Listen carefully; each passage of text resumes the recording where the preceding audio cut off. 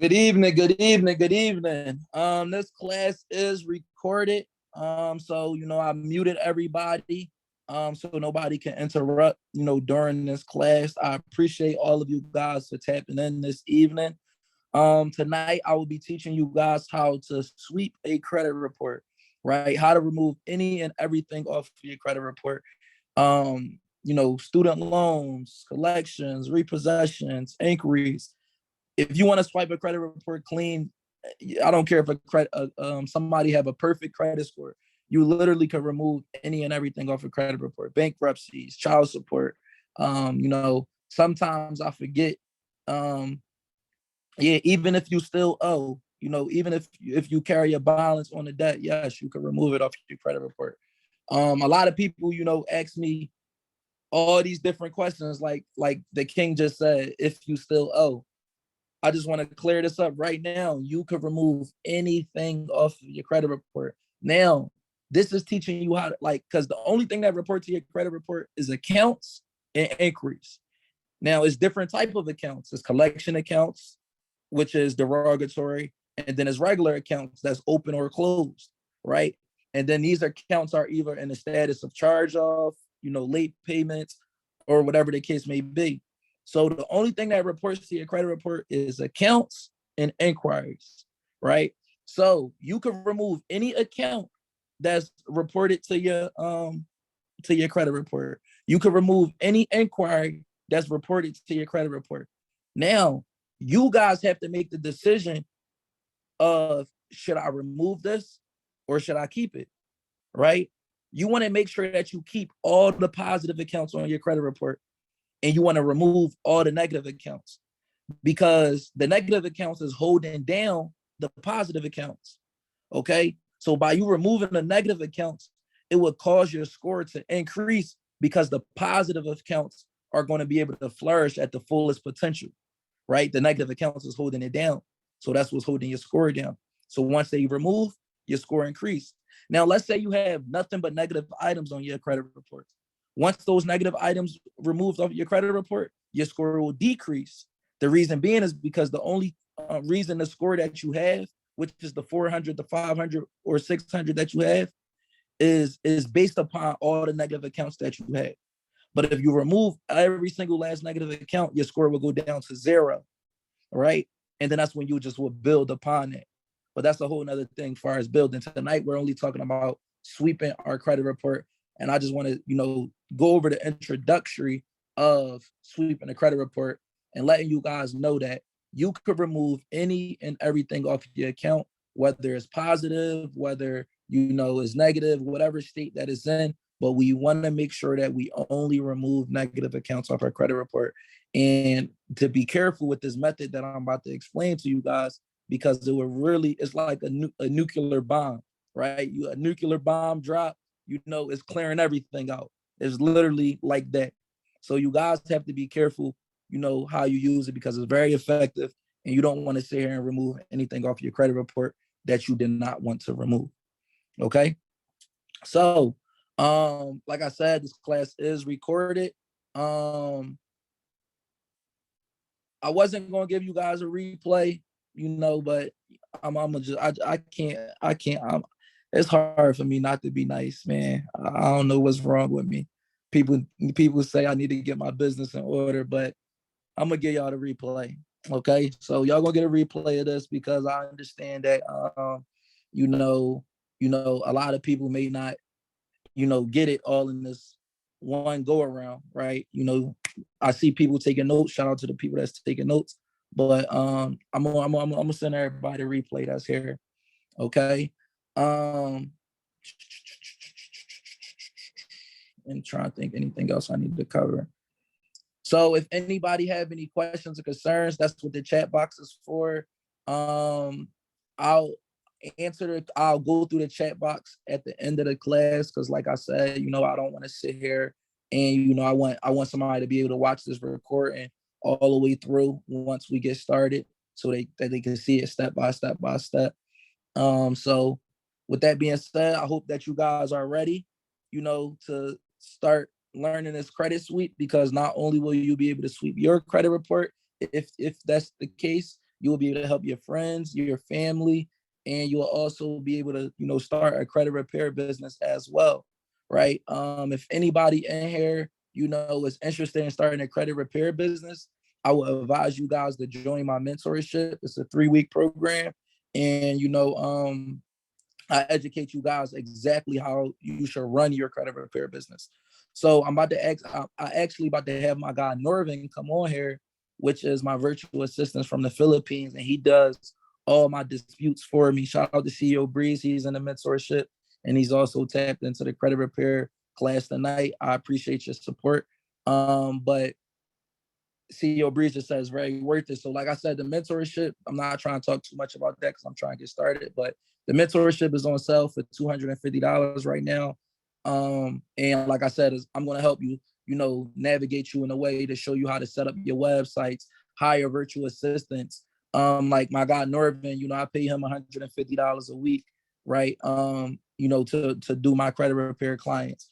So my overhead for my business is for everything for like I got 3 team members and I pay $297 for my software. So my overhead for the month is $2,500, right? I pay one of my team members $250. I pay another one of my team members $150. I pay another one of my team members $150. So overall, I pay them $550 a week times 4. That's $2,200 plus my software, which is $297. So that's 2,497. That's 2,500 basically, right? My credit repair business make anywhere between $10,000 and $30,000 a month, right? So let's just say worst case scenario, $10,000 minus 2,500. I'm walking away with $7,500 profit a month, right? From one stream of income, 6-figure business, okay? So credit repair is a 6-figure business. In my mentorship, you also learn how to run a funding business. Funding business is a 7-figure business because you get somebody approved for $20,000, they got to pay you 10%, which is $2,000. You get somebody funded $50,000, they got to pay you $5,000. You get somebody funded $100,000, they got to pay you $10,000. So that business is way more lucrative than the credit repair business, right? So that's 2 businesses that you're going to learn how to run in my mentorship. You're going to learn how to also, sell digital products as well. Taking your intellectual property, your knowledge that you have inside your brain, putting inside a digital course or ebook, and making it one time. It's called intellectual property because all you got to do is make it one time, and then that's when you'll be able to make 6 figures off of that course. And if you know how to market and run ads, you could potentially push that to the 7-figure mark, because it is people out here that's making 7 figures off of digital products, right? So those 3 things that I'll teach. I also teach you how to run a trade line business. If you want to sell trade lines, I'll teach you that as well. Amongst a whole bunch of other things, but that's another topic. If you want to know everything that I have to teach as far as my mentorship, it's on my website. The link is in the bio. It's $250. But let's get started. All right. So, Norvin, I'm about to make you the co-host so we could get started step by step. Now, once again, all you need is laptop and Wi-Fi to be able to repair credit. I don't send any letters. I don't freeze LexisNexis and everything. All you guys have to do is follow step by step. It's literally copy and paste. I'm going to send you guys everything that you need to have, right? So, Norvin, let's just get started because we're about to really breeze through this. This class isn't going to be long. All right, so Norvin, make you the co-host. All right, so Norvin, you can share your screen.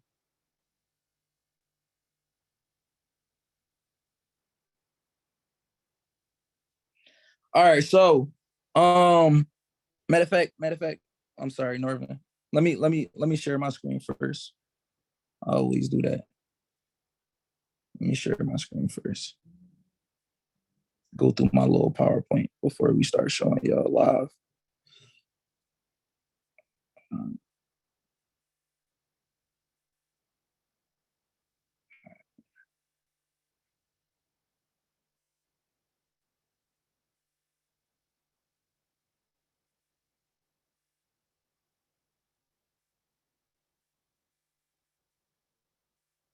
Okay. So today, we're gonna learn how to repair credit, and sometimes you can get results as fast as 4 days using this method. I know people like, damn, 4 days, that's real fast, right? A credit repair process takes anywhere between 30 to 45 days. So I want you guys to write that down. A credit repair process, so basically how credit repair works is we're submitting a dispute, and once the credit bureaus receive this dispute, what's supposed to happen is an investigation is supposed to be started, open, right? So, while your dispute is open, this investigation is supposed to take anywhere between 30 to 45 days. Then that's when, it's mandatory that after 30 or 45 days, your dispute have to be closed and a result have to be made, right? The result may be that it's accurate. The result may that it's staying on your credit report. The result may say that, we're going to remove it, right? But a dispute process take 30 to 45 days. So I submit a dispute for my clients every 30 to 45 days, right? So people will tell me, can I send in multiple disputes? Yes, you can send multiple disputes. It's not going to mess anything up. Is it going to make the process faster? I'm not sure. But what I do know is that um, I do like when it comes to my credit report, I do like applying pressure to them, right? So the best method is, the phone, right? You guys hopping on the phone and you're gonna learn that method tonight as well. But I feel as though that's the best method because I have you, even though we're doing it online is still somewhat like a letter, right? A letter, it takes time for them to receive it. It gotta go through the mail, right? Online, it's like if I send you guys an email right now, you got it, right? If I fax you something, the fax method is good too. If I fax you something right now, you got it, right? The letter, it takes time for them to actually receive it. Over the phone, it's like I got you. It's faster than email and fax, because if I email you or fax you, I gotta wait for you to check your email or check the fax to get it. If I call you on the phone and you pick up, I got you right there. So the phone method is the best method, um, in my opinion. But if you're running a credit business, you can't sit here and call, every you can't sit here and call every, client unless you just got that time on your hands, or you build an organization like that that's going to sit here and call. So I just wanted to go through that really quickly. So when it comes to credit repair, these are credit monitoring websites that me and my team use: Identity IQ, Experian, Credit Karma, right?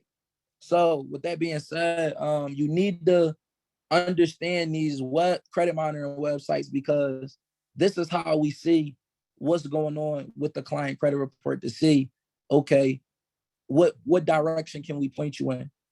All right, do we need to point you in the credit repair direction and help you remove some of these negative items? Do we have to point you in the credit building direction and, give you advice on how to build your credit, or point you in a funding direction and, help you get some funding, right? So Credit Karma is a free app. You could review TransUnion and Equifax. Okay, so it's 3 credit bureaus: TransUnion, Equifax, and Experian. So on Credit Karma, you could see your TransUnion credit report and your Equifax credit report, and it's a free app, right? Experian, it's a free app, and you can review your Experian account. Okay, so you can use Experian and Credit Karma. You can navigate between both of those apps and check all 3 credit bureaus for free. Okay, Experian also have a paid version, right? The paid version is anywhere between like $25 to $35 a month, and you have the ability to review all 3 credit bureaus on one platform, right? And Experian gives you your FICO score, so it's your accurate score, right? Identity IQ also is a paid version app, and you can review all 3 credit reports on there. Okay. And same thing, Identity IQ is anywhere between $25 to $35 as well, right? So you must understand these credit monitoring websites. All credit monitoring websites is pretty much, somewhat similar. Um, they report accounts, they report, balances, they report dates that the account was open, the account number, all different things that you guys are about to see live. They report inquiries, they report all the different same stuff. You just got to know what is what, right? And we about to, identify, break down the credit report live so you guys could, see what's going on when you're looking at these credit reporting websites or apps. So for example, this is Identity IQ, and this is an account that's reporting on Identity IQ. So as you can see, it's City. City is the name at the top left corner. Is reporting the TransUnion, Experian, and Equifax. And then they got all the different things that's going on with this City account. The account number, the account type, the status of the account, the monthly payment in the account, the date open, so forth and so on, the high credit limit, the credit limited account, the comments, all different types of things that we're going to break down, right? But what you want to identify is it a charge off? Is it a repossession? Is it a collection? Is it a derogatory mark? Do this account have missed payments? Is it an inquiry? These are the most common things that we'll be removing off of a credit report. Okay, so if in a diagram you can see an arrow pointing to the section where it say charged off as bad debt, right? Don't pay the attention to the circles. Don't pay the circles no mind, right? But look at the comment section. It say charge off, bad debt, right? On TransUnion. On Equifax, it also say charge off is bad debt. Okay, so these are the different things that we want to look for, and be mindful. All I need to see is one negative item. I don't need to see multiple different things going on under TransUnion. Like all I see in the comment section under TransUnion is charge off. Bang, I know that that's a negative item, right? I know that that's a negative item. If you look at the payment status, it also say collection and charge off under TransUnion. I see that that's a negative remark, right? I see that in account status, it say derogatory. That's another negative remark. So that's 3 different remarks that I see that's considered this account negative. All I needed to see is one. Once I see one, I know that account is negative. It ain't no point in me keep on looking to see what else is wrong with the account or what's right with the account. I see one bad remark, the whole account is negative. Now, the documents that's needed for this credit repair process is you need a client's ID. You need a client social security card. You need a Word document that I'm going to tell you how to write up. You need an IT report that I'm going to show you how to get as well, right? You need all these documents, and we're going to upload them to a software to submit the dispute, okay? Now, why do you need an ID? Why do you need a social security card? It's not 100% needed, but it helps a lot. The reason why it helps a lot is because sometimes the credit bureaus, it's for verification purposes, okay? So they want to know that is you submitting this dispute on your behalf, right? When you call the credit bureaus, they're going to ask you certain questions to verify your identity, to make sure that this is you. So if I'm sending a dispute online with no type of verbal contact, right, I'm going to send them my ID and social so that they know that this is me. Okay. And sometimes still when you send that in, they still sit here and say that it's a third party. It's still a third party basically helping you with your credit report that you're not submitting the dispute.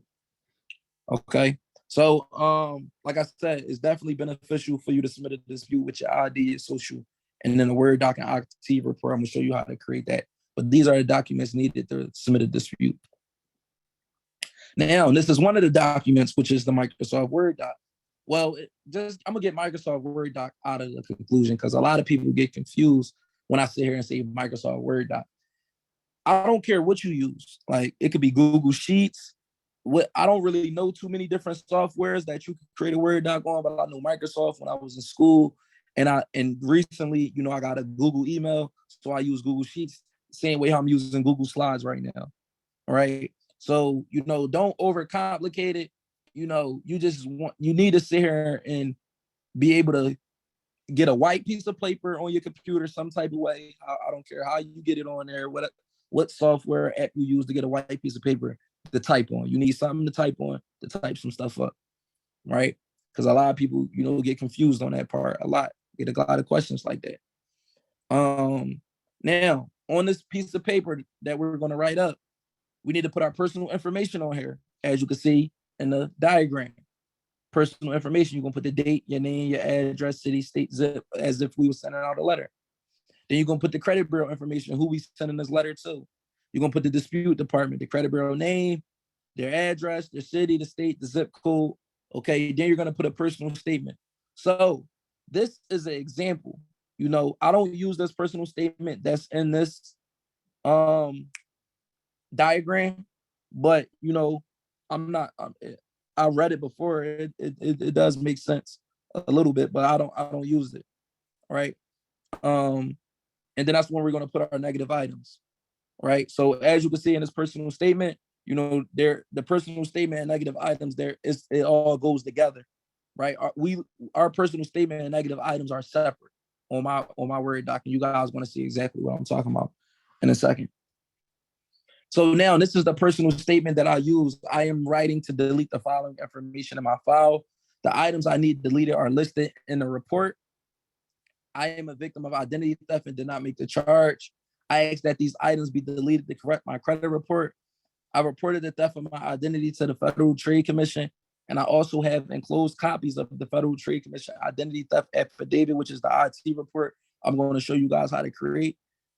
Please delete these items as soon as possible. So this is the personal statement, and you're going to use this personal statement for the IT report. So make sure that you guys note that, right? You're going to use this personal statement for the IT report. Okay. Now, this is what the IT report looks like. The IT report is very simple and credit friendly. Basically, you're going to sit here and, put your information in or your client's information in. The only reason you're using a Text Plus account is because you don't have to use a Text Plus account if you're doing your credit report. But if you're doing a client credit report, basically what's going to happen is when I get done this report, in order for me to download it, to save it so I can upload it later on when it's time for me to send my dispute, they're going to send me a code, right? They're going to send me a code. And imagine if I'm fixing my client credit report right now at 8:39 p.m. and my client is asleep. And this is unprofessional to, contact my client around this time, right? So now I can't. So basically I got to repair credit on my client's time when our time is our most valuable thing. And it's like, we work on our time, right? Especially when it comes to something like this. So my team can't be contacting every client, asking them for a code so we can submit disputes. Our process would be so slow, right? So that's the only reason we use Text Plus, is so that we could get a code on our time and be able to submit the disputes on our time. So you're gonna need the client's information. You're gonna need an app. Use Text Plus. Use Text Plus.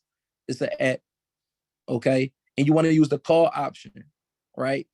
So at the end of this statement, it's going to ask you, do you want to text a code or do you want to call a code? You want to make sure you press call a code, and we're going to go through all of this. And then you want to use that personal statement on this IT report that I just was going over right here. Okay, and then that's when you want to download this affidavit. And then that's the website right there, identitytheft.gov.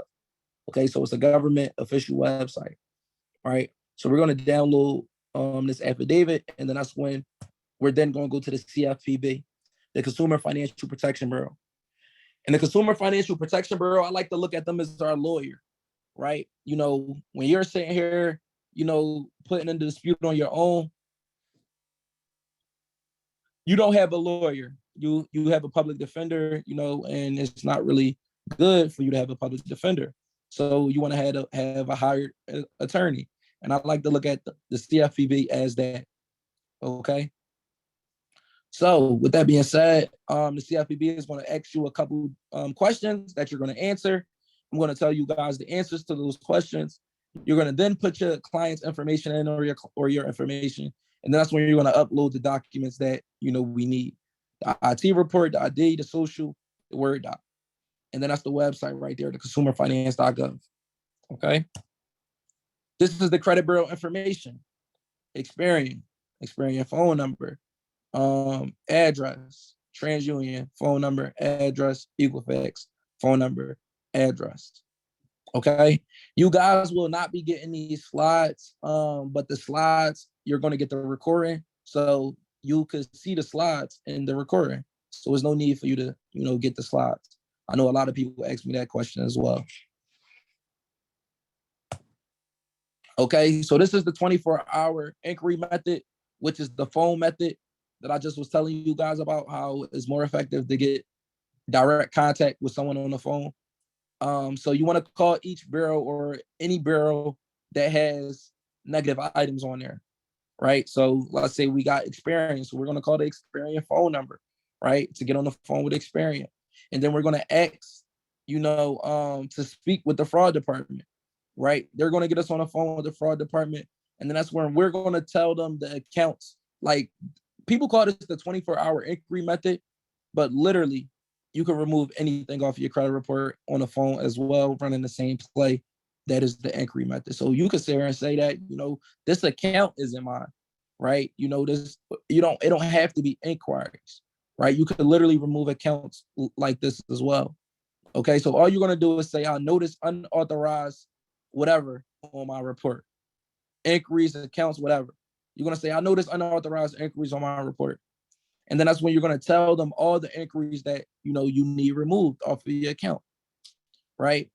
If they ask you anything getting you to admit to the inquiry, say no, right? If I did a murder and I killed a guy, right, and I hired a lawyer to represent me, right, my lawyer not going to get up there and say, my client killed the guy, right? No, they're going to sit here and fight for, I'm innocent until I'm proven guilty. So they're going to fight for my innocence, right?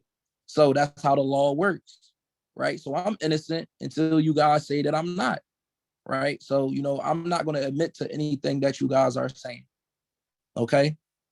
So with that being said, they're going to try to get you to admit to it or whatever the case may be. You're just going to say no. Another thing is they may ask you, have you already contacted the creditor, which is, the bank that you have, the financial institute that you have the debt with. They're going to ask you, did you already contact the creditor? Tell them, yes, I did already, right? They're going to ask you possibly, did you do an FTC report? You're going to tell them, yes, I did already. But even if, that's what I'm going to show you guys how to do. But even if you didn't do it, tell them that you did. And if they still giving you a problem, because they may search for it in the system and may not find it, guess what? You guys have the sauce or will have the sauce to submit an FTC report. Okay? So these are I'm just getting you guys prepared of, what you guys go up against. Because a lot of people, starting out, unlike myself, I'm not nervous on the phone with them. I'm not, a lot of people be panicky and nervous on the phone with them, right? They make them feel timid, right? You want to be confident. You want to be brave. You want to sit there and talk to them like you know what you're talking about, right? Because if you don't, somebody could tell that. Like, if you're in an interrogation room and a cop interrogating you, they could tell that, like, okay, this person is scared, or, we could probably crack this person or whatever based on, you might got kids, your kid is lying to you, right? When somebody is like being funny, right? So, you want to make sure that you're not that person being funny. Okay. You don't want people to read you, your poker situation on, right? But that's pretty much it when it comes to the phone method. You just want to call the bureau, get it, make sure that you get transferred to the fraud department. Another thing that you guys could do is you could say, can you transfer me to a U.S. representative, right? Because the only thing about a U.S. representative is this, is two things. It either could go to the way of, because guess what? You guys are not the only people that's calling the credit bureaus, asking, can I speak to the fraud department, and saying these accounts is in mine. The credit game is saturated. A lot of people are doing it, right? So you can have somebody that's like just fed up and tired and give you a hard time. Like, no, no, you don't know what you're doing, or like whatever the case may be, just giving you a hard time. So you might get that US employee, right? Um, that's being basically a jackass, right? Excuse my language, but it is what it is, right? Or you might get the US employee that, is be able to have sympathy for you because they are a consumer as well. We're all consumers, right? So they may be a consumer and they, may understand credit and their credit might be messed up or whatever the case may be. So, or it was messed up and they could feel your pain, right? So now they'll be able to work with you. Okay. So, US representatives are sometimes, sometimes a great idea to work with them because sometimes it does go have a better outcome. Now, another thing, right? Another thing, you want to be nice to these people you're on the phone with, whether it's somebody from, a third world country or it's somebody from, the US. You want to say, why do you think somebody is going to, at the end of the day, these people are helping you. They are helping you press that delete button because that's all they have to do is press the delete button and it's off your report. So these people are helping you. Why do you think that you could talk to them nasty and they're going to help you? That's like one of the, I don't like that so much. It's like, it just doesn't make any sense. Right. I see, like I could be around somebody that I helped or whatever the case may be. And it's just like, they're just yelling at them or whatever the case may be. It's like, even if I'm at a restaurant somewhere, it's like they may mess up my food or whatever, or wherever I'm at, they may do something wrong. It's like, I don't have to get nasty. You get what I'm saying? To get the problem fixed. I could just calmly, oh, it was hair in my food, or, you guys messed up, on the receipt or whatever the case may be. I could just explain it to them in a calmly manner. Right. And then if they're still not getting me, guess what? I could walk out the restaurant, I could sit here and never come back. I could sit here and, call back and get on the phone with another representative, so forth and so on. Right. Don't let these people get you out of character. Okay. So if it doesn't work, or you feel as though that this person is getting you out of character, just hang up and call back and try again. Right. So if it doesn't work or you get out of character, just hang up and call back and try again. Okay. And if you're getting too frustrated, today not a good day. Try again tomorrow. Right. But it's not a get rich quick scheme. You got to put in the work if you're gonna start a credit repair business. Credit repair is not guaranteed, right? So it's all about just following the steps and the procedures and, submitting these disputes in month after month after month. So, don't get discouraged and make sure that you guys stay consistent, right? Don't try, call on the phone. Especially when it comes to your credit report, call on the phone, do the FTC. Just don't do, don't take the easy route and just do, say I'm not gonna call on the phone, I'm gonna just do the FTC, upload my ID, social, submit it through the CFPB and call it a day. Right.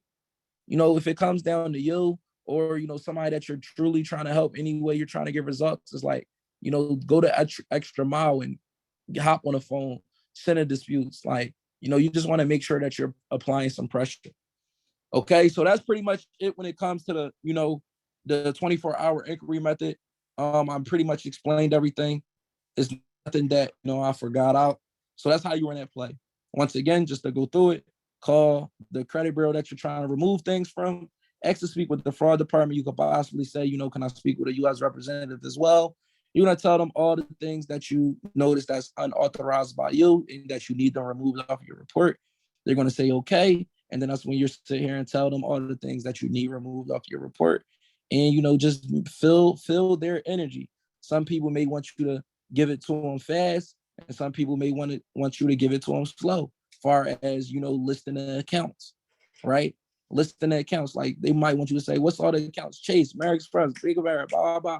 Or you might say in Chase, American Express, blah blah blah, and then they like, "Sir, you moving a little too fast," right? Because some people like to move fast when it comes to work, and some people like to, is they more chill and take their time. So if you pressing a person that's chill, you rubbing them off the wrong way. And if you're going too slow for a person that's fast, you rubbing them off the wrong way. Okay. All right. So now let's get into, live.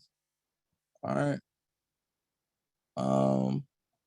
So Norvin, you can share your screen now.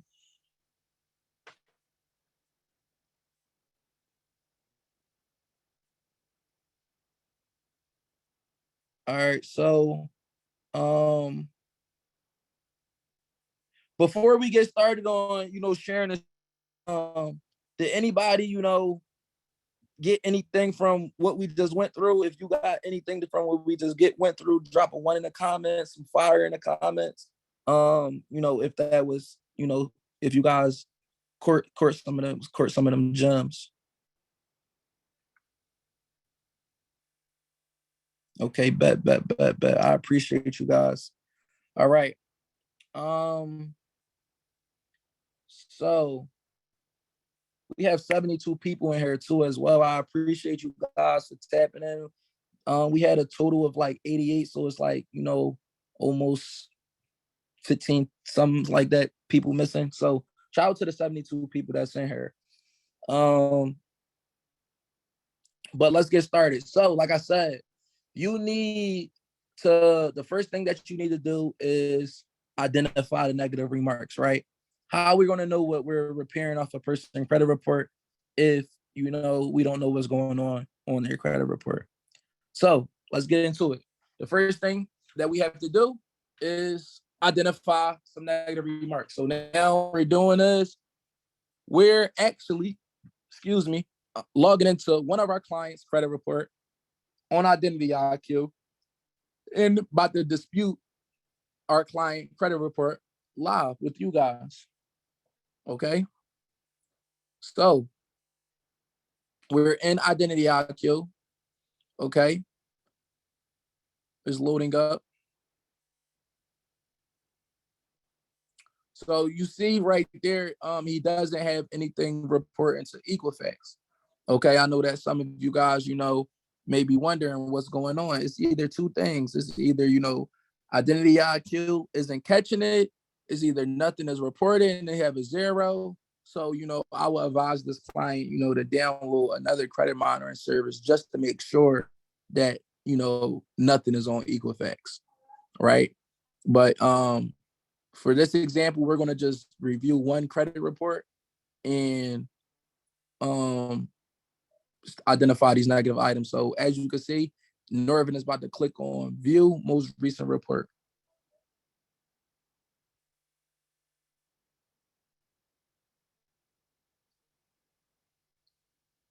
So now, personal information, right? That's the first section right there when it comes to a credit report. Okay. Now, personal information, as you guys can see, this person have different names, right? They got, Ashton Jace Sargent. They got Ashton Sargent. They got Sergeant Austrian, right? So, as far as personal information, I don't remove those type of things for my client. But with that being said, you can call, the credit bureau. I would just advise my client if it's that serious to them, because it doesn't have anything to do with me removing the negative items off of their report. But if the client wants those things updated and removed and to be accurate, I'll just tell them to call the credit bureaus, and it's just like the method that I was just telling you on the phone. Hey, I got these. I reviewed my credit report. I see that I have multiple different names and addresses that's not mine on my credit report. I'd just like to update everything as far as my personal information. And, you just tell them your name, your address, and the ones that's not, and everything going to be updated. But that's not credit. That is credit repair, but it's not credit repair at the same time.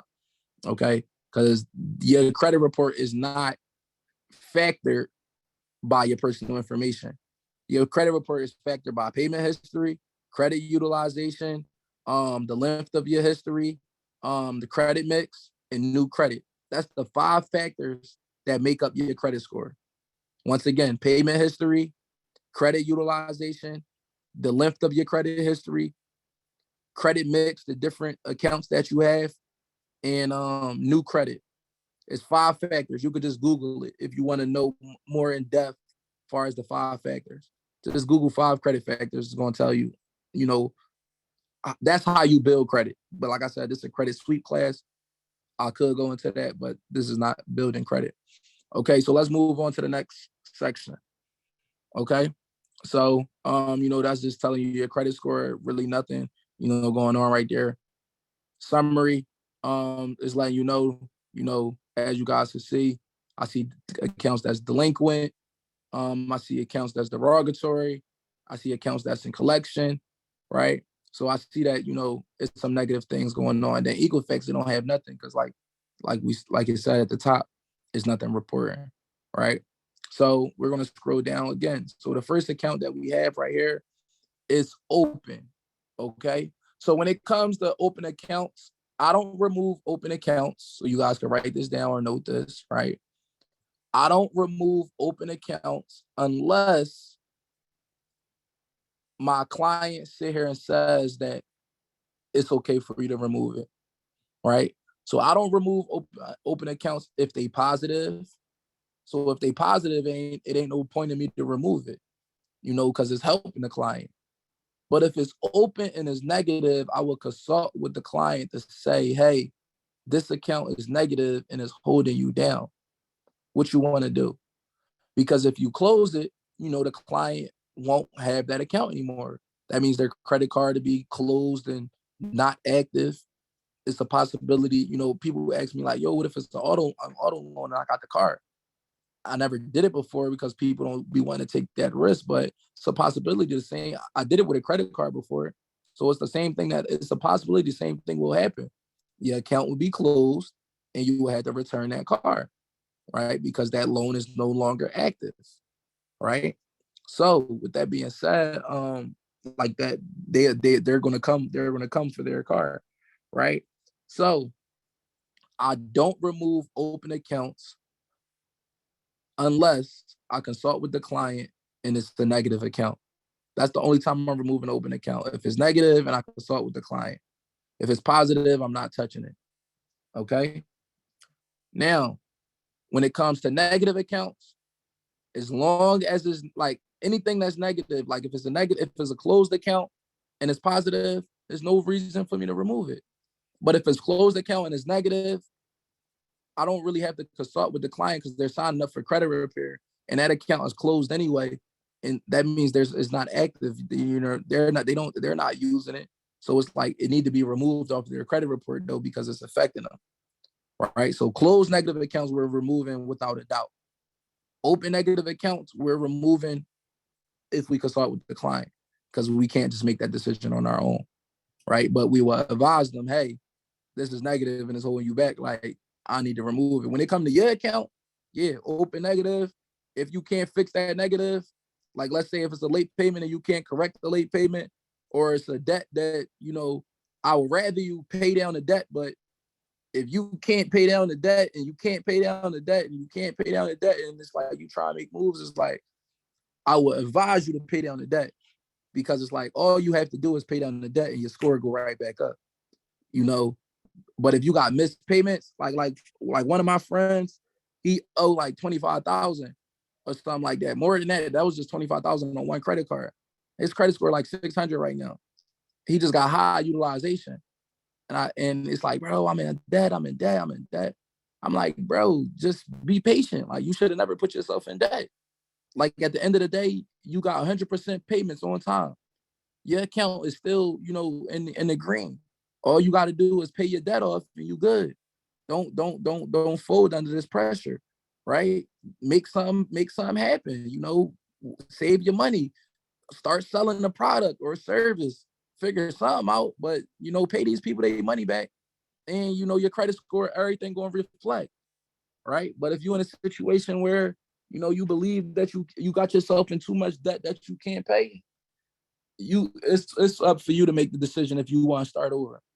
Because that's basically what you're doing when you mess up, when you miss a payment, when you get yourself in too much debt that you can't get out of. Basically, what you're doing is you starting over, right? That's the only thing that's happening. That's the only thing when it comes to credit. People be scared to go into debt. Why? Why are you scared to go into debt? Especially if you already broke, especially if you are already ain't got nothing going on. I ain't scared to go into debt because guess what? I'm gonna play with these people money and try to make something happen. And worst case scenario, I'm gonna be exactly where I'm at right now, still at the same spot, starting over. Right? At least I got some experience to play around with their money. So I actually got something out of it. Right? So, you know, like my guy Steve, Legacy Consultation, he said something as well. He said, yeah, I got this one client that shared the story with me. He ran up, I got him 6 figures in credit or something like that. Around that, I think it was 6 figures. But he got him something crazy in credit. And the client, you know, took trips, took him and his wife on trips, or whatever the case may be, did all the wrong things with the credit, right? But you know what that person said?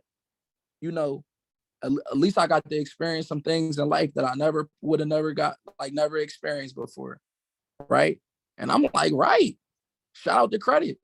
Like at the end of the day, yeah, that person got to start over, and we got to make mistakes for us not to make the same mistakes again. Sometimes we got to do that, right? But I salute credit because guess what? That person people don't get out of their state. People don't get out of their city. So I salute credit for giving that person the opportunity to experience some things in life that they probably would have never experienced. They would have never had that story to tell, right? But let's not be that person. Let's do the right thing so we can sit here and, not have to start over and we could do these things for the rest of our life as far as what we want to do. Okay. So back to this. Scroll down. So we got another account that's open. All these accounts that he's going through, they're open. So stop real quick. Right there, yeah. So when you're checking the account, these are the things that you want to check for. Okay. You want to check account status to see if it's open or closed. Okay. You want to check the account status to see if it's open or closed. Okay.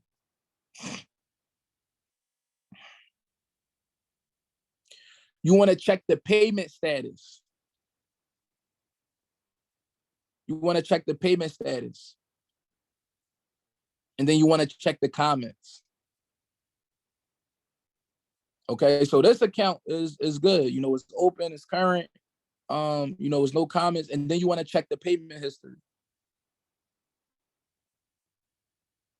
The payment history, as you can see, you see all the green OKs, everything green.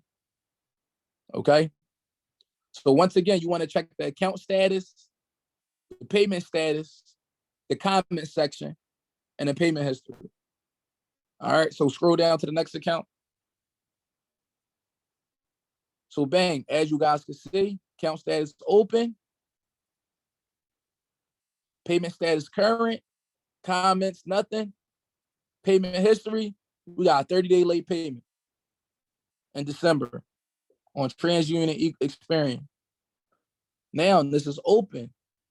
It's only one late payment. There's only one, right? Well, two, but it's only one per credit bureau. So it's only really one, right? So now people ask me about late payments all the time. I got a post on my Instagram, the first post, that's the late payment removal gem that I dropped for free. I don't have any course or anything, about that. But as far as late payments, I don't remove them, right? I will remove the whole account only if I can't proceed forward. Okay. Only if I can't move forward. So, for example, let's say I apply to something and they're saying that I'm getting denied because of those late payments on my account. Let's say I clear everything off my credit report and all I got is this one account with late payments, right? And then that's when I'm trying to move forward and bust some plays now. And let's say, I'm busting some plays and they're still denying me because of this late payment. Guess what? I'm removing that account if I can't get rid of that late payment. Okay. So straight on. That's something that we'll have to consult with the client. Okay, because it's open and we see a negative remark. Scroll down. Take us to a negative. Okay, closed. This is a closed account. So that, and then we see some negative things going on. What do we see negative on this account? In the comment box. Don't show them, Nerve. In the comment box, what do we see negative with this account?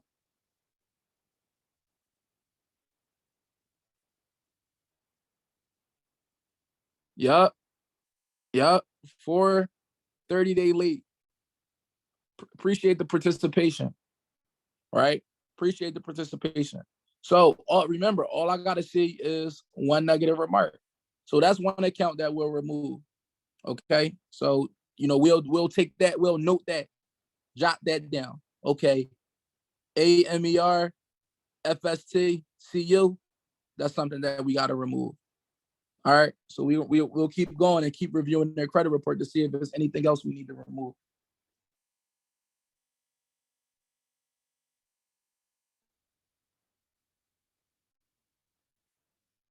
Never closed account. Everything green though.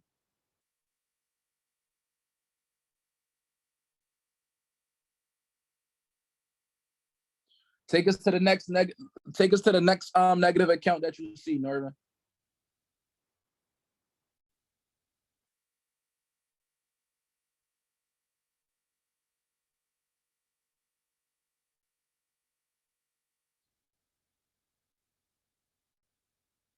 Okay, late 120 days, right? You don't see it on the payment history, but I see it right there in the payment status. Like I said, we checking the payment history, the comments, the payment status, and the account status. Okay. Another thing that I see that's kind of negative and shaky, right? Experian. It say that it was transferred in the account status. Account is transferred basically when a collection agency is basically, it was transferred over there. They basically paid the debt, and now you got to pay them. Okay, so this is something that we'll remove as well.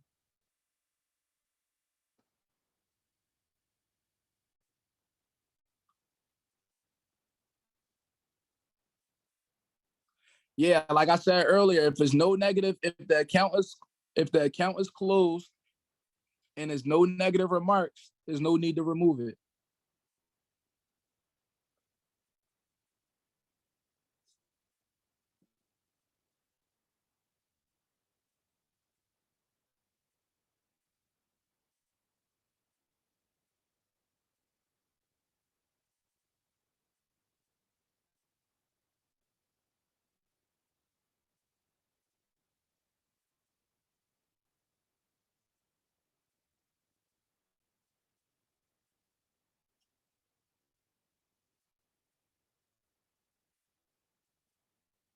Give me 1 second.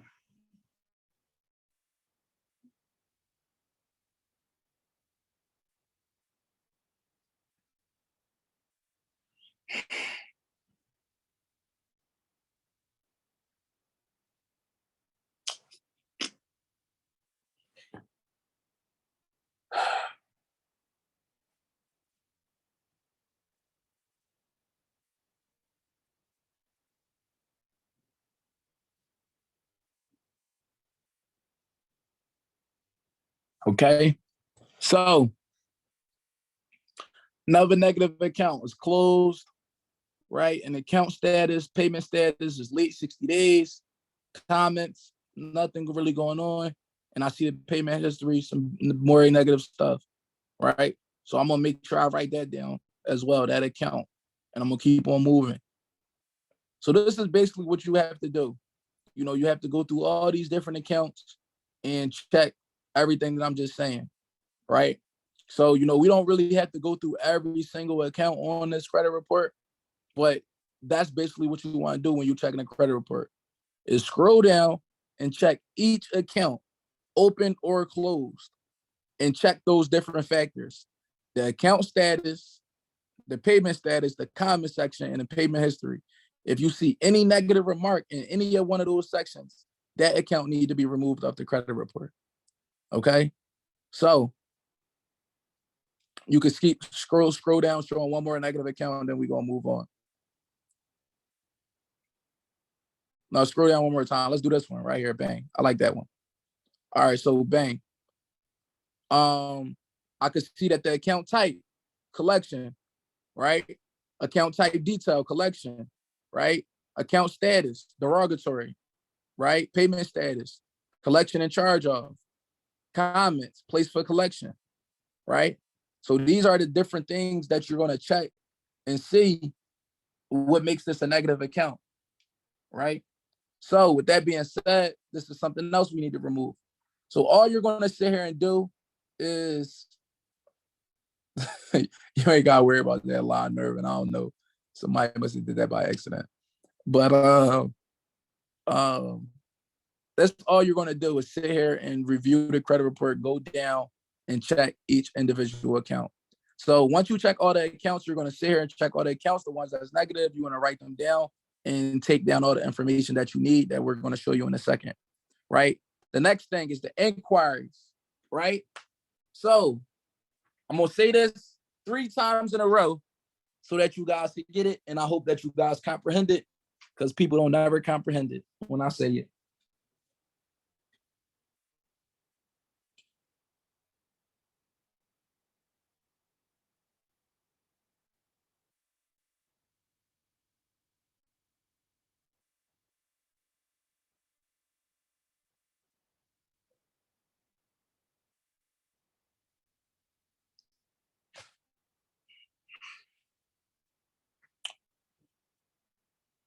So you can remove any inquiry as long as it's not attached to a open credit card.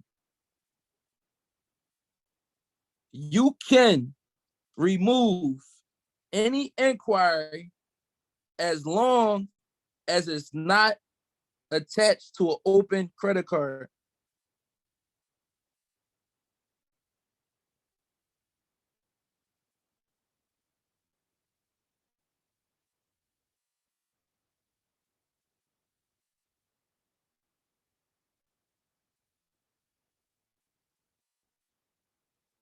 Okay.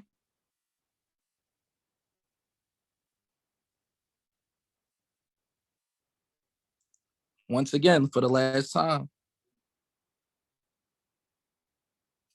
you can remove any inquiry as long as it's not attached to an open credit card.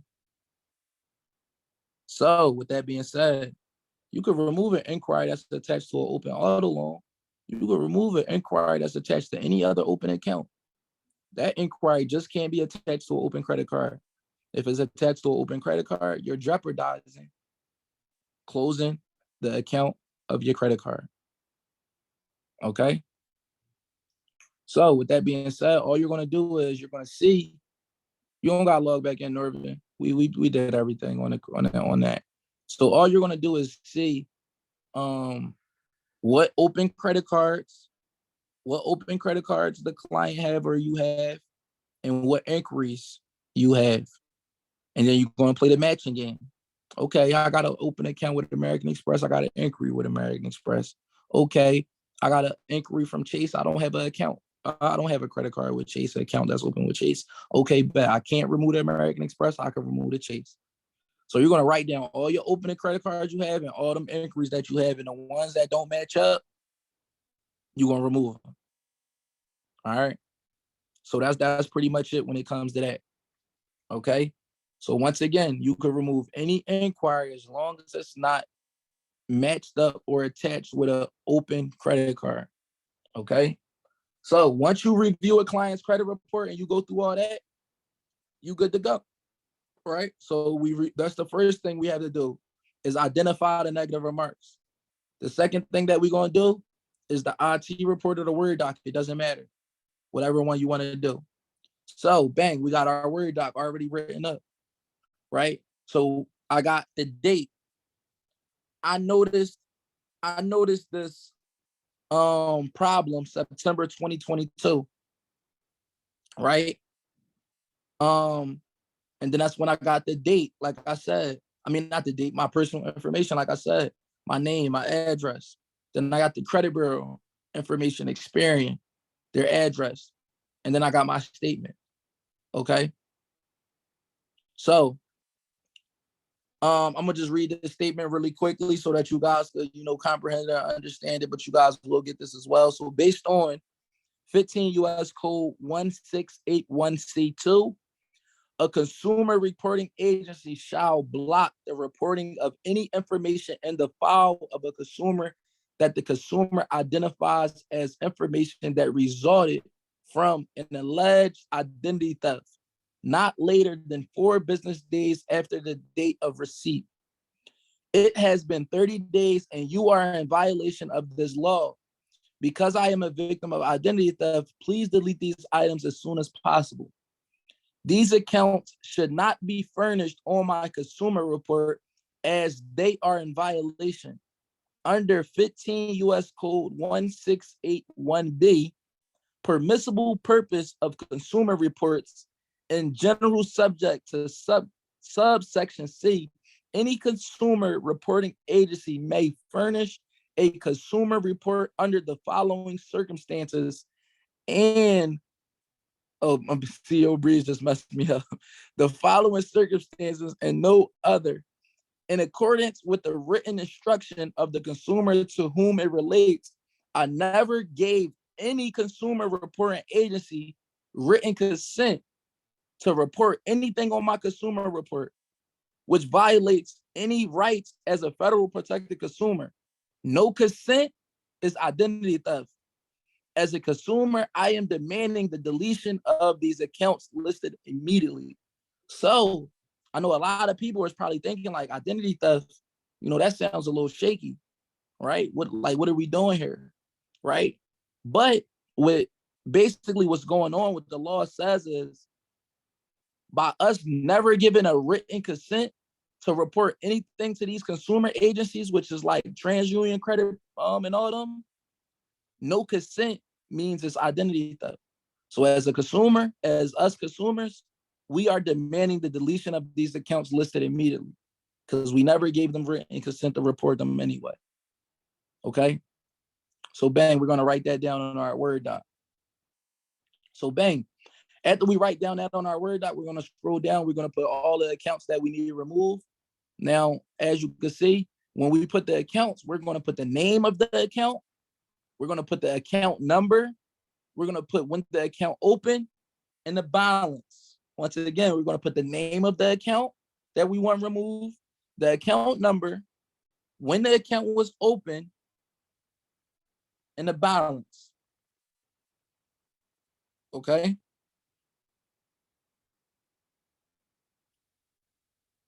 One second, y'all. Give me 1 second. Hold on, Nervin. Give me 1 second.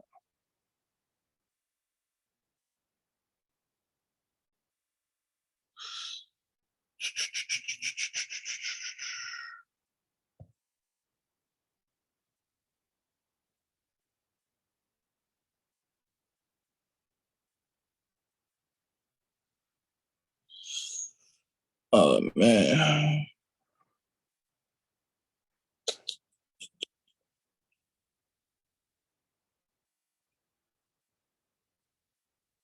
It's okay.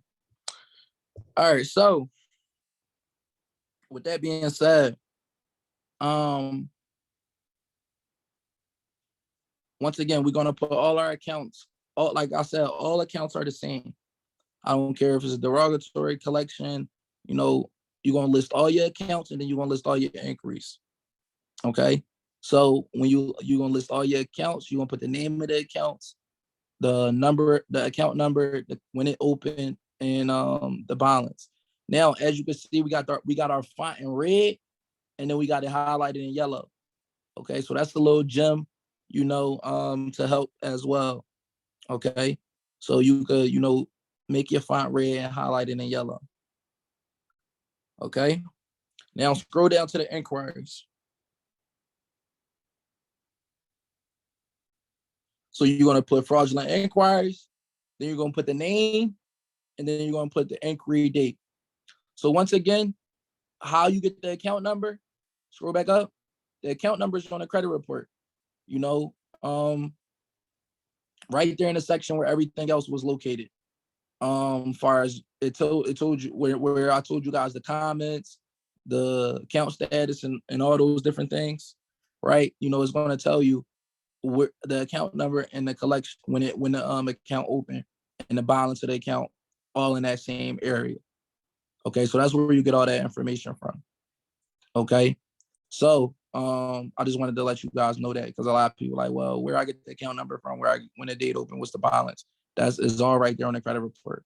Another thing I want to say is the X's, right? People, well, how I get the X's, right? How I get the X's, right? Credit Karma does not show the account number. Facts, it does not. It's another gem. That's why I advise you guys to go to Experian or Identity IQ route because Credit Karma does not provide the account numbers. Now, but even if you got the free version of Credit Karma and a free version of Experian, you could use the Experian. You like, let's say you got the same negative item on Credit Karma that's on Experian. You could just use the account number from Experian, right? But sometimes, account numbers be different on each credit bureau too, as well. So you got to be careful, right? But that was definitely a gem. Credit Karma does not provide the account number, and the account number is, very important when you're disputing. Okay. So with that being said,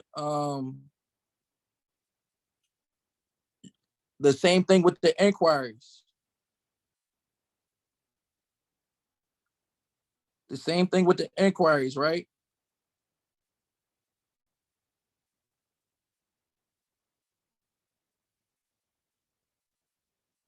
You're gonna put the name of the account and the date. That's it.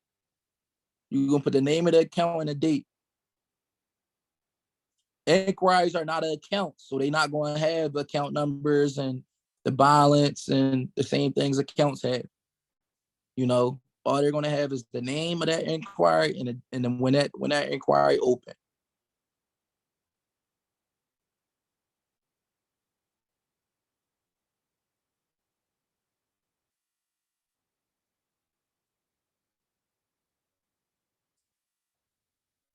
Okay. So now we completed our Word doc. Like I said in the PowerPoint, you're going in the Word doc. You're going to have scroll back up. You're going to have the date. You're going to have your personal information, the credit bureau information, your personal statement, your accounts, your inquiries that you need removed. So now we got our Word. We went through the first part of credit repair, which is identifying the negative items. We did our Word doc. We already got the social and the ID, from our clients, or we doing our own, right? And now all we got to do now is the FTC report and the CFEB, and we done our process. All right, so let's move on to the IT report.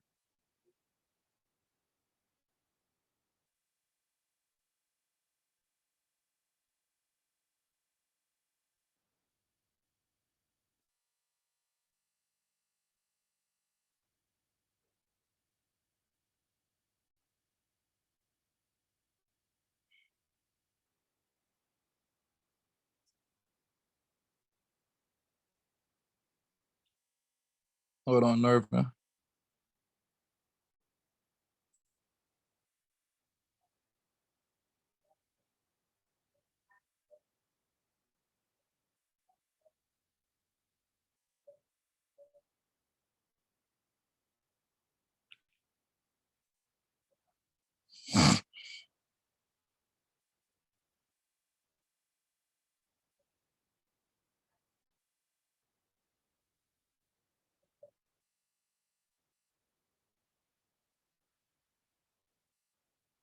Give me 1 second.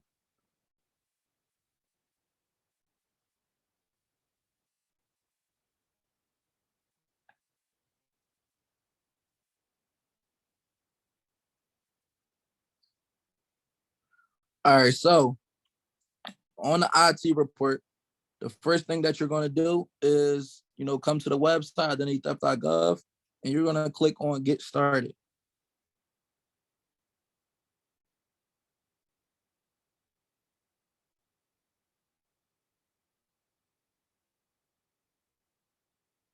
Right?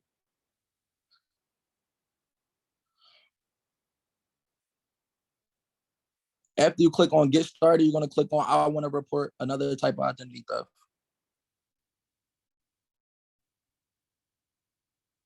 Go back. Oh, no, my fault. I want to report another identity theft. Go ahead. I'm sorry. And then you're going to click on credit card accounts. A lot of people always ask me, what if it's another type of account that I have? I always click on credit card accounts, even if I'm removing something else. So all you got to do is click on credit card accounts and continue.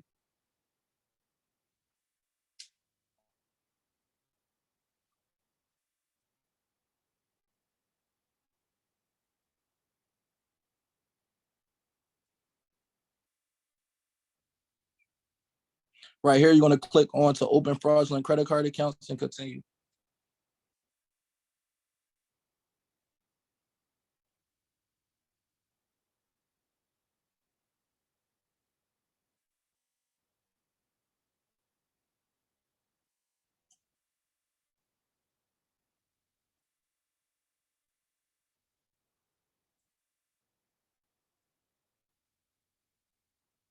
So you're going to press continue right here. And then it's asking you the same thing that we put on the Word doc. It's asking us what company or bank issued the credit card. When did you first notice the problem? If you know, tell us when the account was open. If you know the estimate total fraudulent charges, the account number, it's the same thing that we put on the Word doc, right? The account number, the balance, the date that it was open, when we noticed the problem, which is at the top of the document in the bank, right? So with that being said, we're not going to put anything on this document. The reason being is because through trial and error, as far as like when I was doing credit repair on my own, I didn't do no Word doc. I was creating multiple different IT reports for a client. So let's say a client had 15 items. Before on an IT report, I could put 5 accounts. So I'll just make 3 different IT reports, 5 accounts, 5 accounts, 5 accounts, 3 reports, right? That's how I used to do it until I found out about the Word doc. And I'm like, all right, bet. I ain't going. So now I don't got to put no accounts on this. And I put all 15 accounts on a Word doc at one time in one dispute, right? Now, you can't even put 5 on an IT report. How many you could put, Norvin?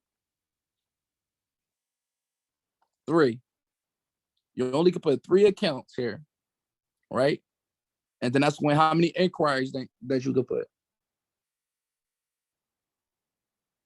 4 inquiries. Okay. You only could put 3 accounts and 4 inquiries. So what we do is we don't put nothing. And we're going to press continue right here.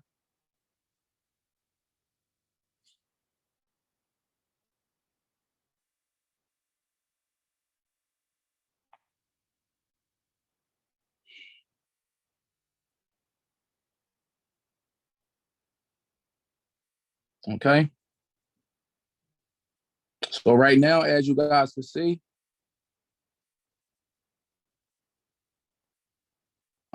he's putting in their personal information. And now he needs their phone. He need a phone number. So I'm gonna create a phone number for him really quickly.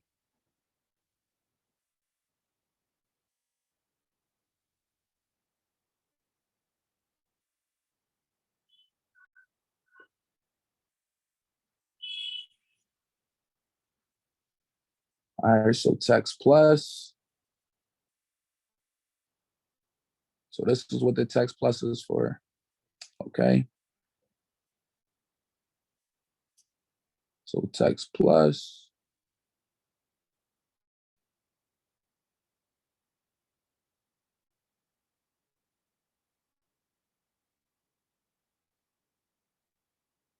One second.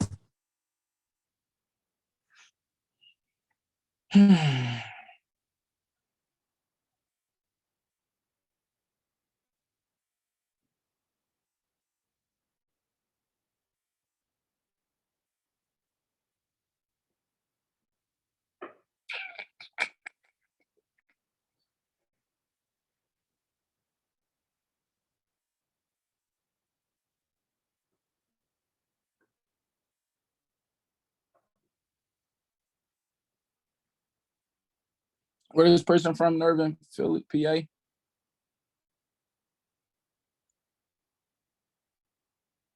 Utah.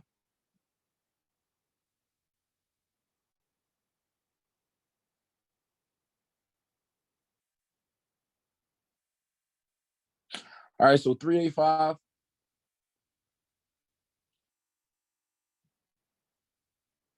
881 1147.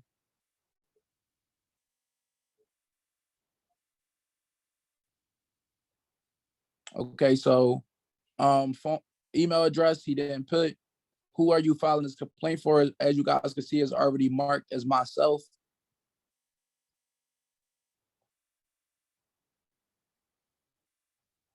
Date of birth, you put in the date of birth for the client right now.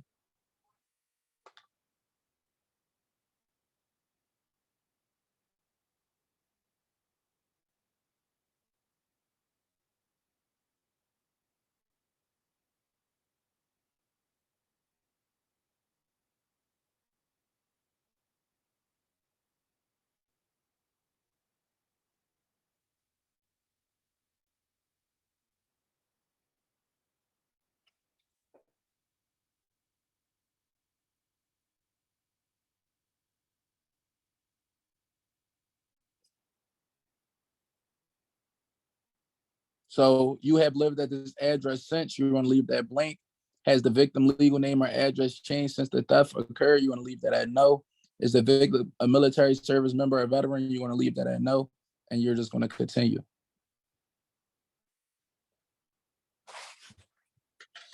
So do you know anything about the person who stole your identity? You're just going to leave that at no, not at this time.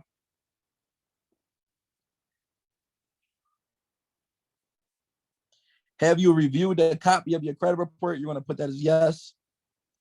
Were there any fraudulent accounts included in your credit report? You want to leave that as yes. All right, so scroll up real quick. Was any personal information wrong in your credit report? Um, you want to leave that alone. Right here, was the increase you could put, but we're not going to put any, so we're going to leave that alone as well. Have you requested a fraud alert from one of the three national credit bureaus? You're going to leave that as yes. I mean, you're going to change that to yes, not leave it as yes. They're going to ask you, when did you place the fraud alert?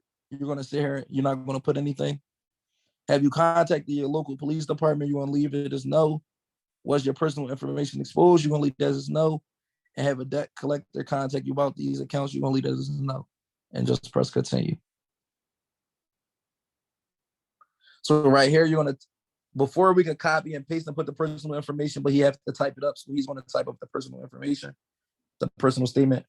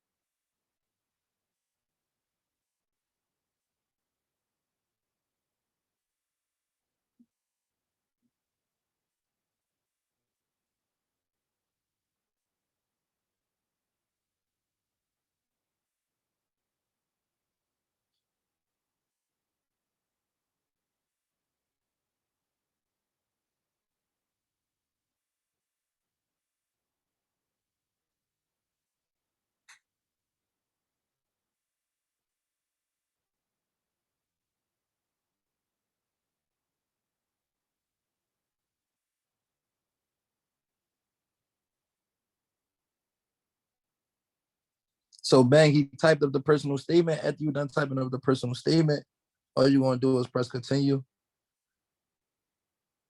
And then we're pretty much done, right? It got it formats, it generates you a report, and then all you gotta do is check the box after you check and make sure everything is correct and press finalize. I wonder what school y'all went to where they taught this in the chat box. They ain't teach me this in school, but you gonna submit without an account, and then that's when you're gonna sit here and phone call.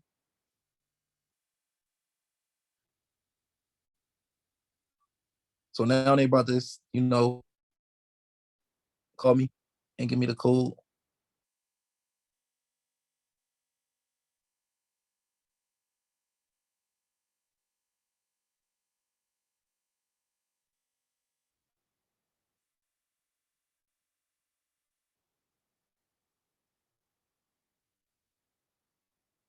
Oh yeah, how to type without looking, right? He different.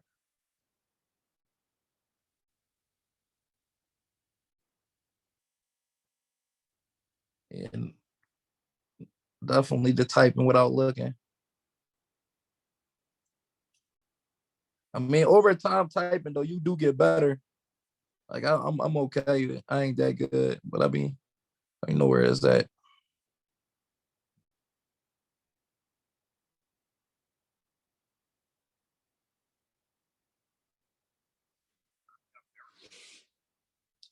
Three six zero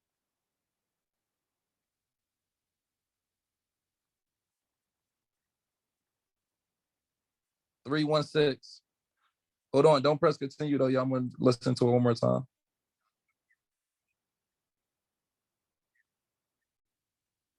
Yes, that's correct.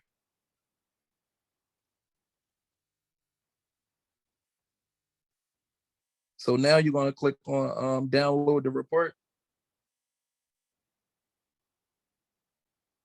And now he able to download it and save the report. And we are finally done the next step, right? So now we identify the negative items, which is reviewing the credit report, right?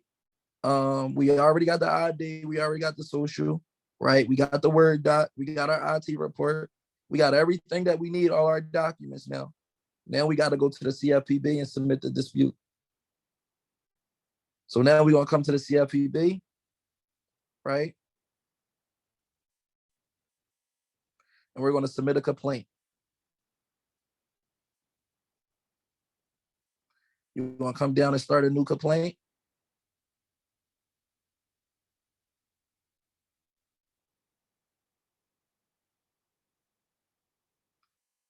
Okay, so you want to make sure that so what just happened was I think CFEB logged them out. Because basically what you want to do is another update is you want to create an account for each client. Okay, whether it's a dummy email, whether it's their email, it really doesn't matter, right? But you want to create an account for the client. Before, you didn't even have to create an account. They'll just let you submit complaints all day. But now they make you create an account to submit a complaint.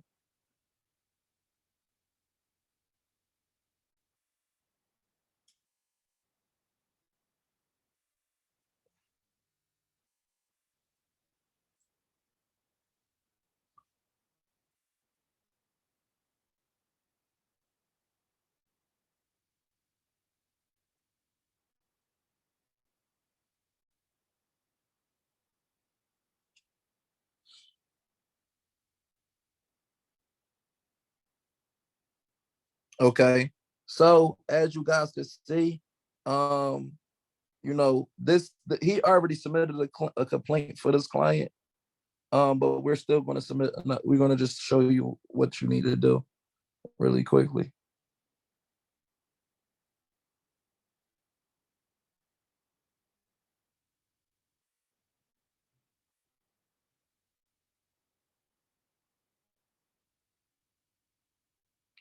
So when you submit a complaint, all you're going to do is, like I said, they're going to ask you some questions and you're going to answer them. You're going to click on credit reporting. You're gonna click on credit repair service. Credit reporting, I'm sorry. And then that's when you're gonna click next.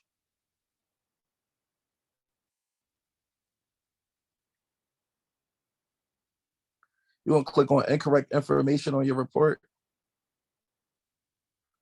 Then you're gonna click information belongs to someone else. And then have you already tried to fix this problem? Yes.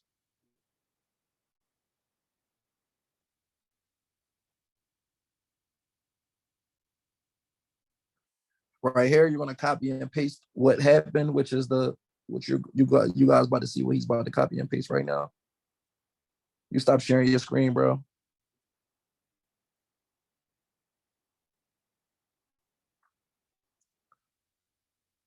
Nerve, you there? Okay. So you're gonna copy and paste the document, and you're gonna paste it and what happened. And then you're gonna also paste it right here as far as the fair solution. And then you're gonna upload all the documents, the ID, the social, the Word doc, the IT report.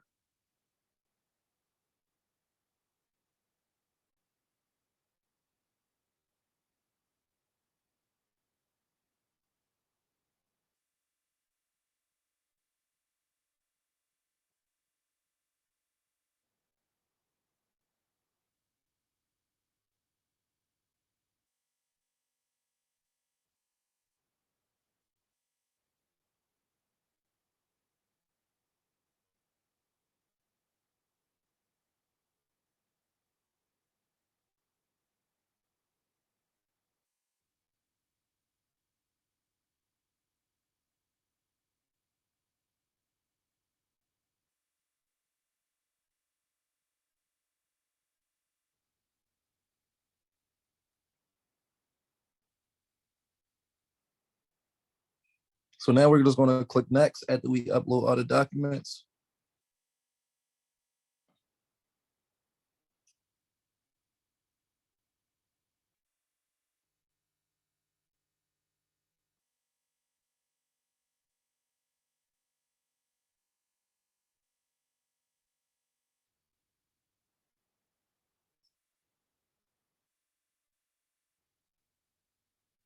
So now you're gonna put the company name, whatever company you're disputing to, Experian, TransUnion, Equifax, whatever company you're disputing to, right? And then that's when when you're disputing to a company, they act when you call on the phone, right? It asks you, um, it asks you, what's your social, what's your name, what's your date of birth. So you're gonna put in all that information, right? Yes, we can see a screen. Everybody else can see the screen. So you're gonna put in the name, right? The date of birth, the social. And then that's when you're gonna scroll down and it's asking you, do you want to complain about another company? So right now you're gonna put no, right? Before we used to put yes, okay? Before we used to put yes, um, before we used to put yes and make a complaint. We used to make one complaint to all three credit bureaus, but it's more effective if you make separate complaints to each individual credit bureau. So instead of, making one complaint to all three credit bureaus, you want to make separate complaints. So basically, another thing that you guys want to know is that when it comes to your documents, you're going to make one FTC report. One. When it comes to your Word documents, you're going to make one Word document per credit bureau because the accounts and the inquiries may change per credit bureau. The credit bureau information and their address is going to change per document. So you want to make 3 Word documents. And then you want to make 3 complaints. 1 complaint per credit bureau. 1 document per credit bureau. Okay? So all you're going to do is click on next after this step.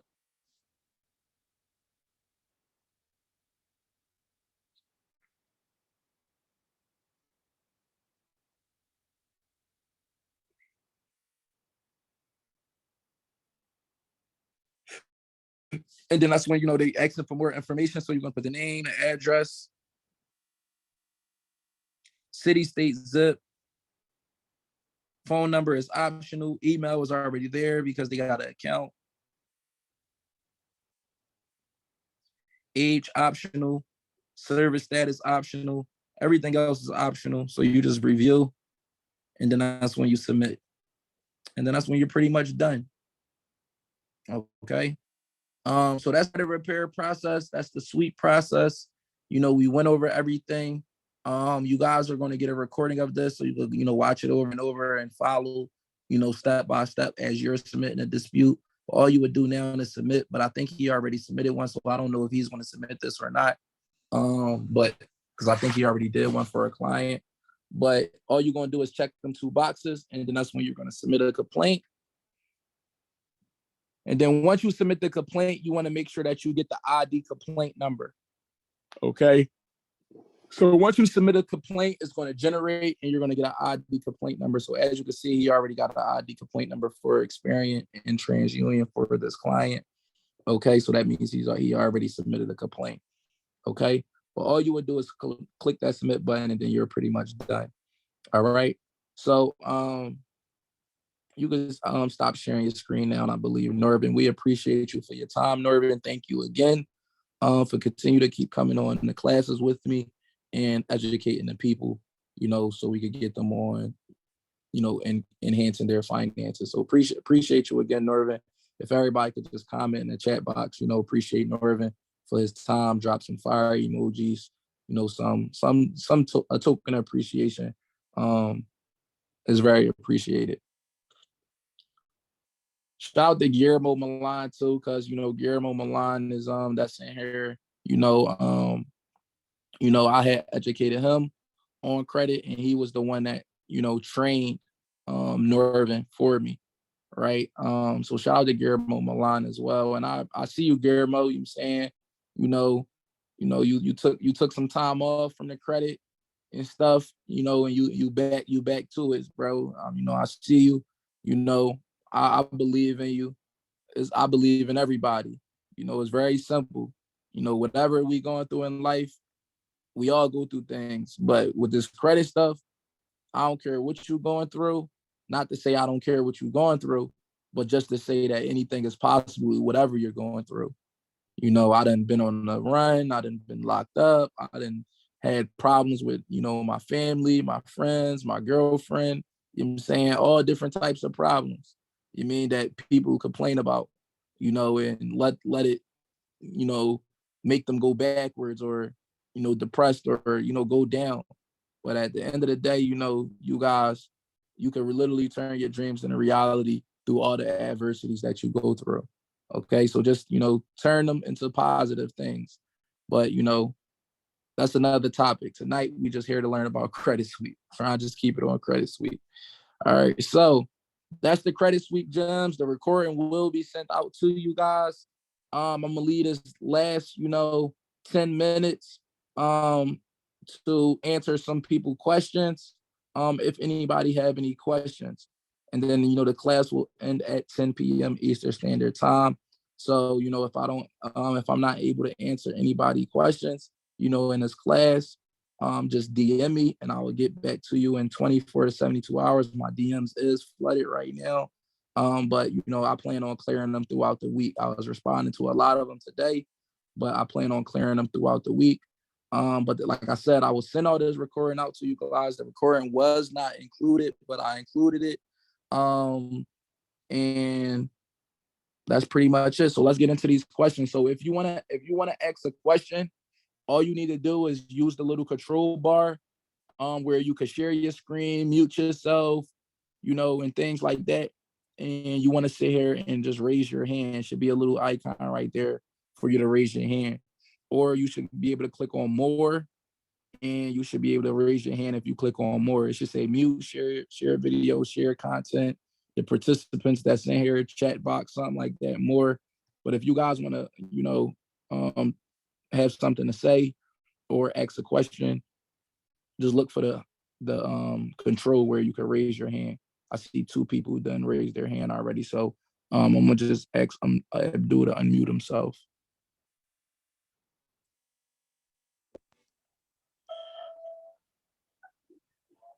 What's going on? Hello, thank you for the class. No problem. I had I a question. appreciate you for attending. Thank you. So I have a question. So you don't like you don't go through no portal to do the credit repair? You just do it all the ways you showed us? Yes. Do I use like Credit Repair Cloud? No. Okay. No. Yeah, I don't use no portal. I do it exactly how, step by step how we just went through it. And you were saying you use somebody to send out the dispute letters? Yeah, like my guy Norvin is the one that sent out my disputes for me. He do the same thing he just showed us live. That's what he do for all our clients. Oh wow. Okay. Thank you for that information. No problem. Somebody in the chat box said, using this method, do I have to opt out of second credit bureaus? I don't opt out of second credit bureaus like LexisNexis and stuff like that. But I'm not saying that it won't help you. I don't do it though. But I'm not saying that like you can't do it. I'm not going against it.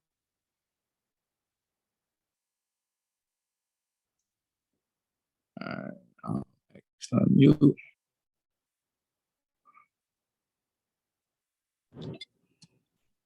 Hello. Hey, what's going on? Hey, what's up, DL? DL. Hey, appreciate the class, man. No problem. I appreciate you. I appreciate everybody in here. I really do. Yes, sir. Yes, sir. So I just have one quick question. So if I close an account, let's say I had collections in Navy Federal, and I closed that, and I tried to reapply for a Navy Federal credit card, would they accept me? Possibility, but I don't want people to get too caught up on closing an account with a bank and seeing if they could reopen it because basically you burnt that bank possibly, right? It's a possibility that you could get accepted because they're just checking your credit report. But then there's some banks that have data. They keep track of their data. Some banks they don't keep track of all that. They just checking the credit report. If everything add up, they approving you. They not checking to see if you had an account with them before or whatever the case may be. Right? They just checking what they could see. Some banks may not be able to see those data points, but it's some banks that probably can see those data points and keep track and possibly deny you again because of what happened. But I don't want you to get discouraged of anything like that because it's thousands of banks out there, right? Just because one bank is not messing with me, I could go to another bank. Got you. All right, man. I appreciate it. Thank you. No problem. I will be sending this recording the same way that you guys received this link via SMS and email. And if you don't receive it, for some odd reason, like I said, just DM me and I'm gonna make sure that I get it to you guys. I'm gonna send this recording along with, the Word doc and a personal statement. What I put in a Word doc and a personal statement so you can add a copyright and a recording.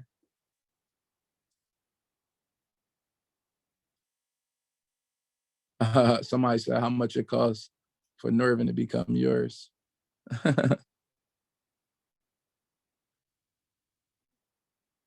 Any other questions? I think Dante just went. I think. So I'm gonna lower your hand. I got Eddie right here.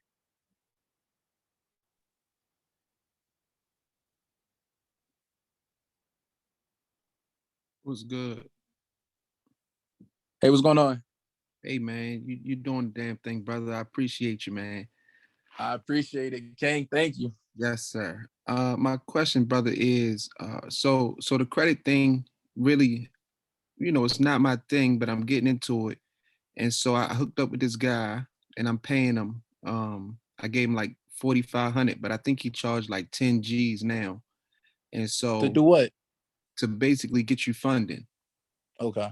And so now that we locked in, but since I paid him, like I've been just kind of, how Instagram is, like once you look at it, it keep coming up. So it just been coming up.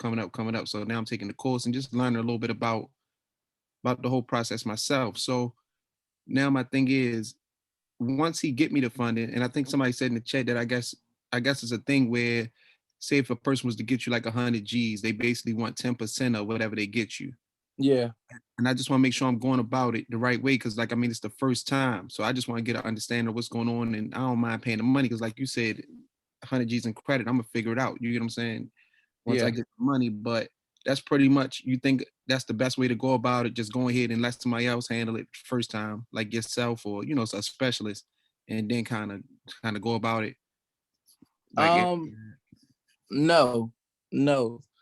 The reason why I wouldn't let nobody handle it, like I never let nobody handle my credit ever.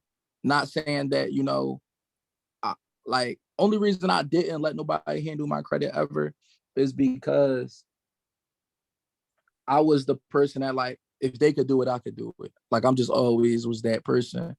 And now I'm not gonna be that, I'm not gonna say that with everything, because the mindset I got now is like, you know, like far as like investing or whatever, like if my man knew the entrepreneur doing real estate and he got opportunity where I could just give him, like I of course I could do it, because anything that anybody could do, I could do, and we all could do, right? If another human could do it, we could do it too, right?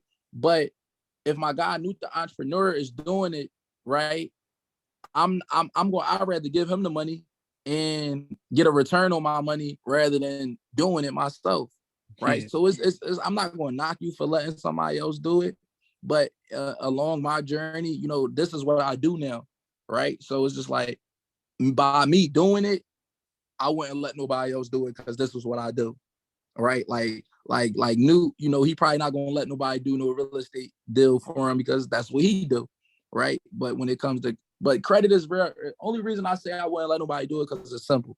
Like it's literally like credit repair is copy and paste. It's a phone call. Me doing funding is me filling out an application.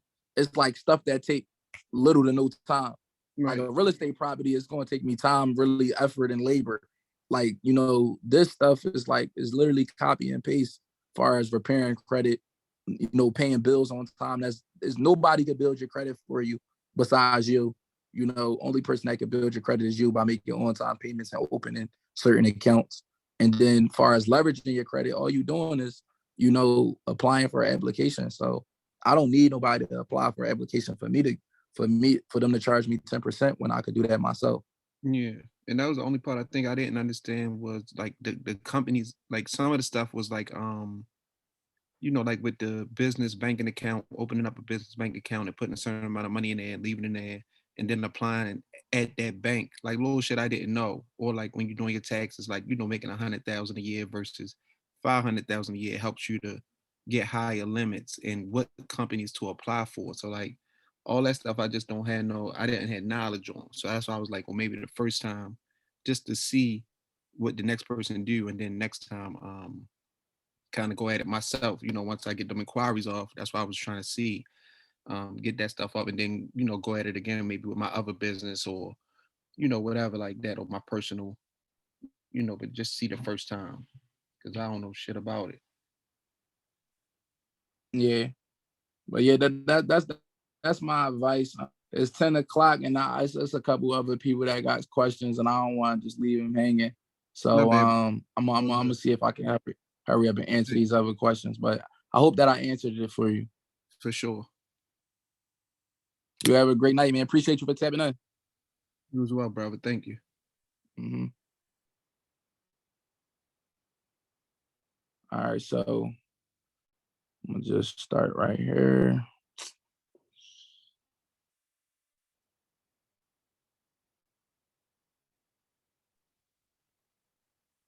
Hey, how you doing, my brother?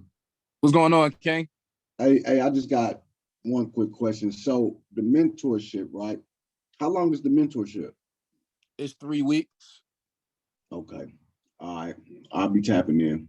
I'll be tapping in for sure, man. Appreciate what you're doing. That was my only question. Well, no, I got another question. You was talking about the inquiries, right? I've been having trouble with TransUnion, man. Like I've gotten all my inquiries off except for like the TransUnion, man. I've called, I've did the online, what do you suggest I do? Because I mean, they Yeah, hard. they hard. they definitely give you a hard time. Like Equifax, Experian, it'd be real easy. It's nothing that we could do but just keep on staying persistent and just keep going at them. Calling, making sure you did that FTC report, making sure you get the numbers for them, and just make sure that like when you call them, like, hey, like last time I spoke with you guys, you were saying something about an FTC report. Here go the numbers of my FTC report. So make sure that you guys received it. I don't understand what's going on. Like these accounts isn't mine. You just want to make sure that you just staying on them each and every type of way. Okay. So basically make sure I got the FTC report and the numbers, the information to go with it. Yeah. Because at the top, after you download your FTC report, at the top right corner of the affidavit, you're gonna have an FTC report number that's going to be generated. So just to write down that number, and then that's when you call the credit bureaus, tell them, hey, I got this. This is the FTC number of my report. This is my report number. It's no reason why you guys shouldn't say that you didn't receive it. Like, I have the report number right here. Okay. All right, King. Appreciate you, my brother. No problem, King. Appreciate you. Thank you. Yeah. I'll be tapping in with that.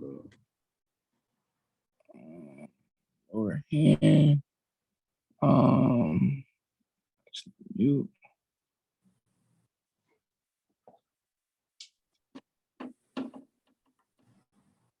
Hello. Hey, what's going on? Hey, what's going on, Queen? Hey, I wanted to ask, like if you have, like, let's say I have like 7 negative accounts, and what if you just want to knock off like 3 or 4? Will the score go up rather than down, or what would you suggest? If you had exit one more time, I'm sorry. So, how you were saying, like if you do a like complete sweep, like the score will go down. Yeah. So I'm saying instead of doing that complete sweep right away and just knock off a few, do you think will that help the score, or will that still lower it anyway? Yeah, if all the accounts are negative, it ain't no point of trying to remove a little, and then because at the end of the day, once you remove however many you remove and it's still negative accounts on there, your score is still going to be considered negative, and there's nothing that you could do.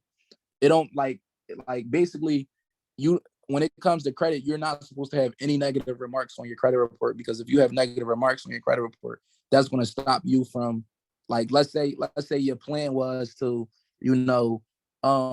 remove some things off your credit report, your score increase, and then now you could probably make a move or so, right?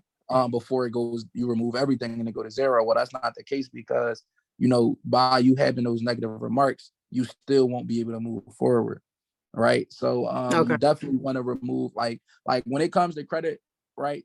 We must understand that it's 3 phases. It's credit repair, which is phase 1. Okay. Phase 2, which is credit building, and then phase 3, which is credit leveraging, as far as applying for personal or business credit, right? So you want to do one phase at a time, right? So if you're in credit repair phase, repair your credit. Once you've done that, you in building credit phase, build your credit. Once you've done that and get it to the standpoint to leverage your credit. And once you've done that, you start making moves with the funding that you receive. But yeah, that's pretty much it. Okay. Thank you. No problem.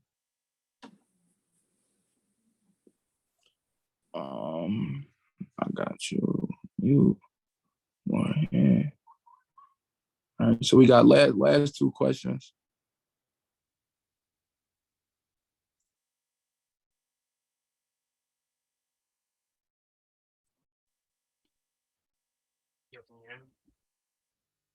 Yes. What's going on there? I appreciate you and everything you do, man. Really. I appreciate it. Thank you. Yeah, so real quick. So when you during the process, when you had said submit 3 different complaints and stuff like that, I understand that part. But when you said you got to submit 3 different Word docs? Can the letters be the same? Or, you know what I'm trying to say? Yeah, the letters could be the same, but it's a possibility that like when it the reason why they could be the same, but it's a possibility that they cannot be the same because As far as the personal statement wise, you feel me? like the account number for Experian, like the account numbers may be different possibly, you know, because they're different companies. TransUnion, Equifax, and Experian, they're all different businesses. Yeah. So, you know, the account number may be different. Not Okay. only the account number may be different, the way that the name is spelled may be different, right? It's like all the information may be different. The balance may be different, right? So, you know, you don't want to sit here and just, you know, have all the same information and then all you doing is on a Word doc is just switching the credit bureau information as far as their name and their address. You want to make sure that all the information is accurate, right? On that Word doc, as far as the name, the balance, the account number, you know, when it was open, you want to make sure all that information is accurate, right? Once you make sure all that information is accurate, the next thing you want to do is like, yeah, that's pretty much the same thing. And then another thing is like, was reporting to TransUnion may not be reporting to the other two. So the negative items that's on one credit report may not be on the other thing. But as far as the personal statement, yeah, you could keep that the same. The personal statement on the FTC report, you keep that the same every time. And then a personal statement on a Word doc, you keep that the same every time. Okay, yeah. So, and then like, let's say I'm trying to dispute, you know, like from all 3 bureaus and stuff like that. So therefore I would, you know, like submit 3 different complaints. So it's 1 Word doc per complaint, right? Or it's 3 per complaint. One Word doc. Okay. Yeah. So basically, like, let's say I'm submitting a complaint for Experian right now.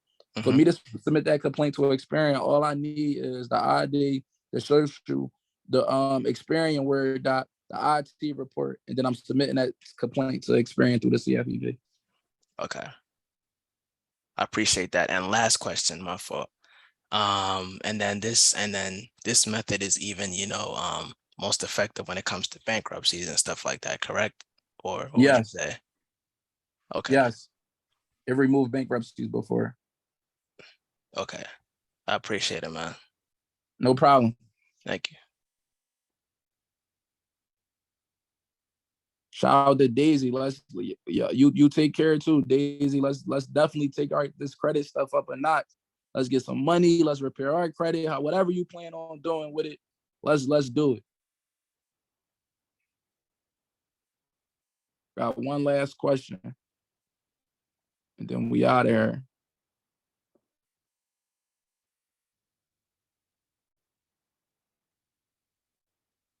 Ali.